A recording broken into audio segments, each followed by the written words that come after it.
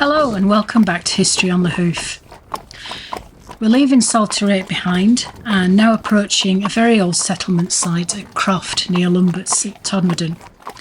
In the Wakefield Court Rolls in 1286, Sir Peter Sword was fined 12 shillings with 10 shillings sixpence costs for ejecting Alice Dell Croft from her house and tearing it down.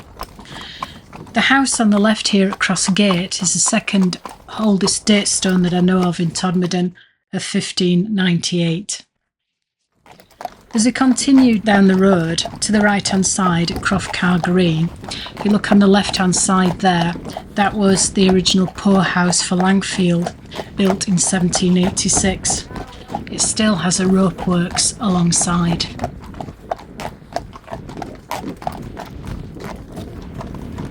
We're now joining Lee Lane, which provides a great view of an interesting piece of industrial engineering. The tower in the centre of the picture used to house 3 water wheels, one on top of the other, to power the machinery of Lumbutts Mill.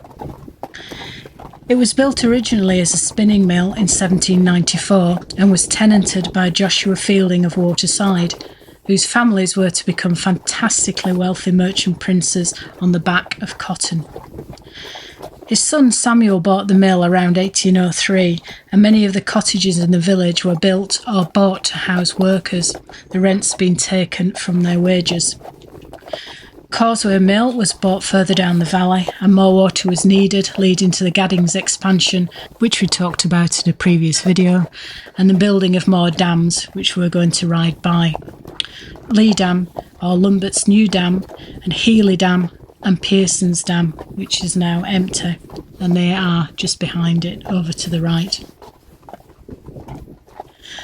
Through this building they were able to add another level to this tower and the third water wheel, giving them the magnificent amount of 14 horsepower, and this was supplemented by a steam engine which also gave another 14 horsepower. It was eventually closed in 1926 and affecting 62 people.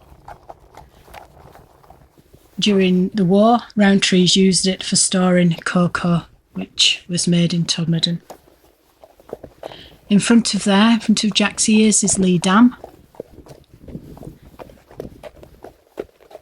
Behind it is Healy Dam. Over to the right, what was left of Pearson's Dam.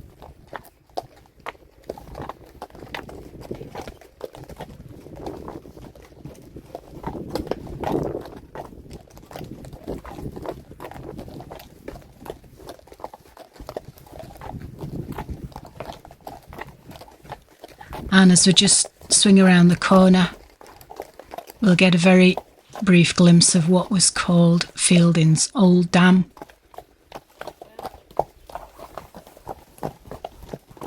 It's through the trees there on the left. And we're approaching what was known as Fielding's Little Dam. And a quick look at the waterworks at the side of it. Hope you've enjoyed our little trip looking at Lumbutts Mill and Croft, and very much look forward to talking to you again.